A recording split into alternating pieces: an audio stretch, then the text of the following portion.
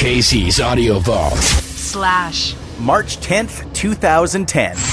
Hey, man, what's happening? Not much. How about you? I'm actually answering the door because I'm getting coffee. Okay. Other than that, I just got to Toronto, and I'm here for Music Week. Right here is fine. Excuse me.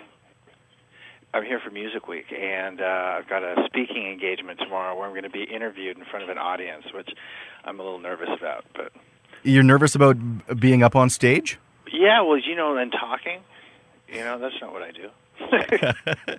How do you like the city? Oh, Toronto? Well, it's one of my favorite towns, but all things considered, I haven't left the hotel since I got here. Okay.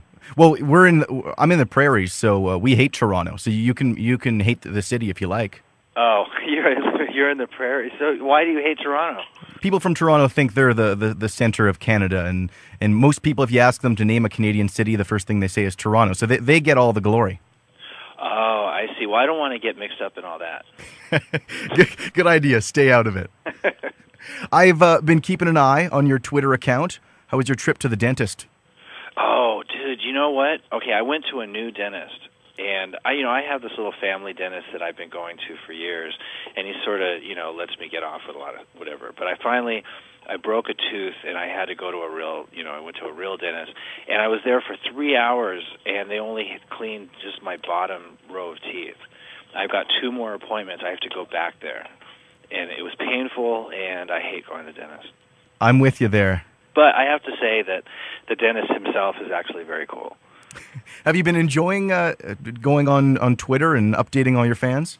I think it's great. Call me a geek or whatever, but I something about, I've always been very partial to, fans. I think because I was such a big fan, I think I'm more of a fan than I am even a musician. And so I love being able to relate to people who love rock music and love to hang out and love to go to concerts and love to listen to records and all that stuff.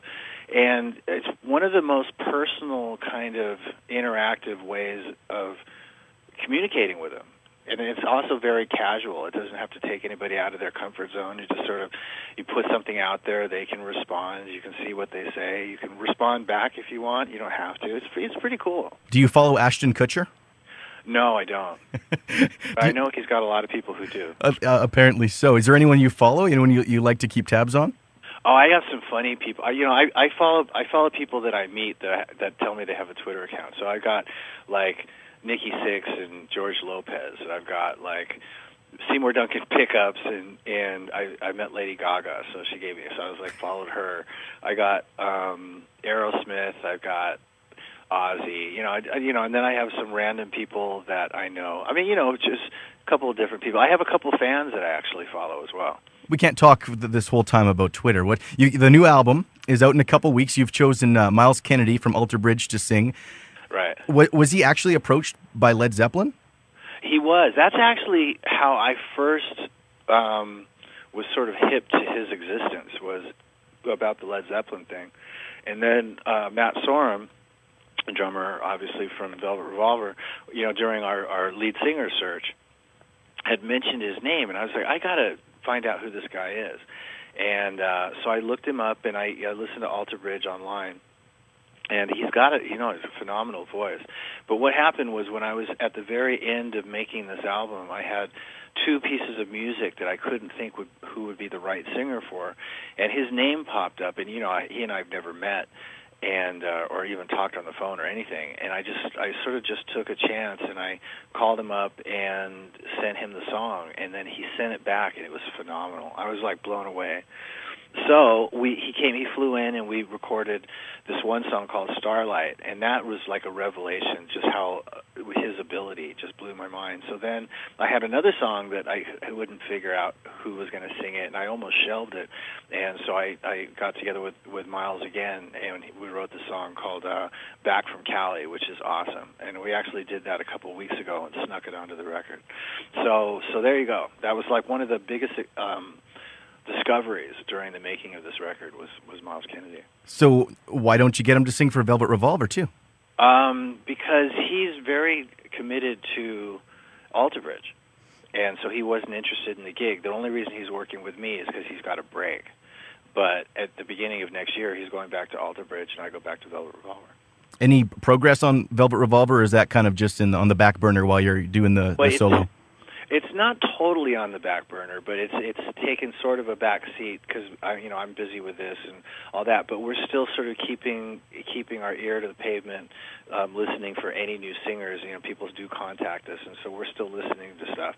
And this particular time around, when we were looking for Scott, when we were looking for a singer, and we finally got Scott, the stuff that we were getting was horrible. And we were getting like 200 submissions a week, and we did that for like 10 months. And so Scott was really the first like real complete package, albeit screwed up, but complete package that was like really a front man. And so this time around, we're like going, we don't want to make any rash decisions or act out of desperation. We want to wait till we find the right guy, and I want to make the killer Velvet Revolver record that we all sort of set out to make, so. Well, you recruited some amazing singers for the album. How did the writing go? Did you have the music, and then you brought in the singers, and they kind of did a lot of the writing for the lyrics and vocals? Yeah, that's basically it. I just I would write a piece of music, think who would sound good on that particular song, and then contact them, see if they're even interested, and then make a presentable demo and send it to them, and make sure to communicate that it's totally open-ended, that it's not an arrangement set in stone or anything like that, and that they could do whatever they wanted with it. So that was a basic premise. You've got a teaser sort of a promo video about the disc, and as footage of all the guys in there, Iggy Pop and Ozzy and Cypress Hill and Chris Cornell and Fergie and Lemmy. Was it kind of a zoo in the studio? Well, no, everybody was there separately. I guess from the video, it makes it look like we were all hanging out at the same time. But no, everybody's sessions were individual and separate. Who is your? Well, it's asking like your favorite child. Who did you like working with the best? They were all great. Really, I think I was very starstruck by a lot of these guys, and also very humbled and very, you feel sort of honored that people would make that kind of an effort, because it does take a bit of time to be able to complete a song and to come in and record it and all that. So I think every one of them had sort of its own special thing. If anything, just because I knew it was moving forward, But I dug hanging out and working with Lemmy because I really wasn't expecting him to want to do it. The Iggy Pop was the first guy that came in and put vocals down, and that was a great day when he showed up, and that was really sort of like set the pace for the making of the whole record. And I could go on and on. Working with Ian Astbury was amazing. Andrew Stockdale. So everything had its own special whatever. Was there anyone that didn't make the cut, didn't answer the phone? Well, there was none of the not answering the phone bit. There was definitely names that were floating around that I wasn't really sure about, that I'd never really committed to calling. There was one guy who couldn't do it basically because his record company, there was no way that I was going to be able to release the song. So that was sort of a drawback. There was one guy I worked with who we wrote the song, and I just didn't like it, and I ended up going with somebody else. Stuff like that, but nothing major, Well, you've got Wolfmother singer Andrew Stockdale as the singing the first single, "By the Sword." Any story behind that tune? Well, the actual riff, the song itself was something that I had been sitting around with and trying to come up with an actual musical arrangement. I think I must have written that song 3 or 4 times. And then when I finally got it to a place where I felt like it was comfortable, I had already established in my mind Andrew Stockdale, the guy from Wolfmother, who I'd never met, would be perfect if I could just find him, because he's in Australia, and God knows how to reach somebody in Australia you don't know. But anyway, so I put feelers out for him, and it turned out that he was actually recording Cosmic Egg, like literally up the street from the studio I was making the record in. So I went over there. I contacted him, went over there, and we sat together with a couple acoustic guitars, and really sort of like, finished up the arrangement and made it something. He wrote the chorus, and it just really came together.